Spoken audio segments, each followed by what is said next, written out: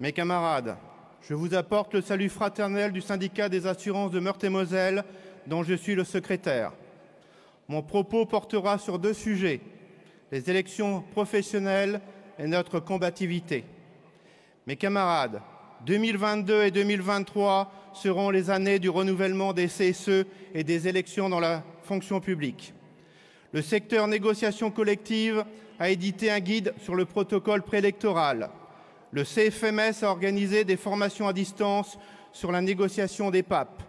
Merci à eux pour leur travail et pour cette aide bénéfique pour les militants. Le secteur communication a également élaboré des affiches modifiables pour faire appel à candidature. C'est très bien, mais pour nous, ce n'est pas suffisant. Pour que le militant soit armé, il faudrait des professions de foi type, avec un visuel en cohérence avec les grands secteurs d'activité. Des professions de foi modifiables, bien entendu, où les camarades pourront ajouter leurs revendications, leur bilan. Les syndicats sur le terrain manquent de visuel pour leur campagne électorale. Et les travailleurs sont également sensibles à la forme. Le fond ne suffit malheureusement plus, même s'il est primordial. Un tract, une profession de foi doit attirer et donner envie de lire. Si ce n'est pas le cas, le tract sera jeté, nos revendications ignorées et on ne votera pas pour la liste FO. Alors bien entendu, l'UD 54 les aide et élabore avec eux leur tract de campagne, mais ça reste de la débrouille et de l'artisanat. Je demande donc au nouveau bureau confédéral de se pencher sur cette question et de sortir des affiches très rapidement. Les élections dans les boîtes ont déjà commencé. Mes camarades, les batailles à venir s'annoncent rudes et difficiles.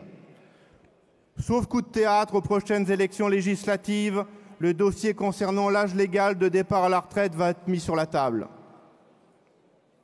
On nous parle de prolonger cet âge à 65 ans. Mais attention, nos gouvernants ne sont pas irresponsables, ils le feront par saut de 4 mois par an. Il ne faudrait surtout pas effrayer le travailleur. Mes camarades, que ce soit par saut progressif ou une fois le recul de l'âge de départ à la retraite, pour nous c'est non. 62 ans c'est déjà trop, alors 65. Pour FO, l'âge de départ à la retraite, avec 37 ans et demi de cotisation, c'est 60 ans, un point c'est tout.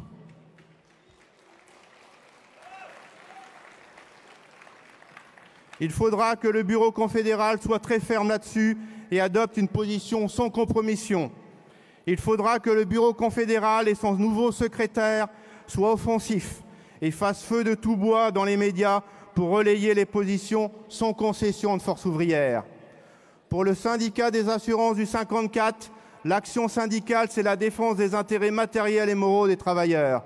Mais que l'on se comprenne bien, cette défense est l'amélioration des conditions de travail, de la retraite, du pouvoir d'achat et la satisfaction de nos revendications. Il n'est pas question d'être dans l'accompagnement et de brader nos droits et conquêtes.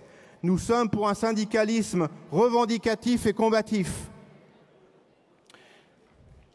Il est hors de question pour nous d'accepter un accord de régression sociale ou d'accompagnement. Il est hors de question pour nous d'accepter un accord déséquilibré pour les travailleurs. Une sucette pour nous et le gâteau pour le patronat. C'est non. Alors oui, ça demande plus d'efforts, plus d'acharnement et c'est plus difficile. Mais mes camarades, lorsqu'on stoppe un projet rétrograde du patronat, lorsqu'on obtient des augmentations de salaire pour tous et au-dessus de l'inflation, eh bien on a la satisfaction du combat gagné. Et c'est par ces combats aussi que le nombre d'adhérents augmente. Et c'est grâce à ces combats que le patronat accepte de négocier. Mes camarades, la force du collectif n'est pas morte, bien au contraire.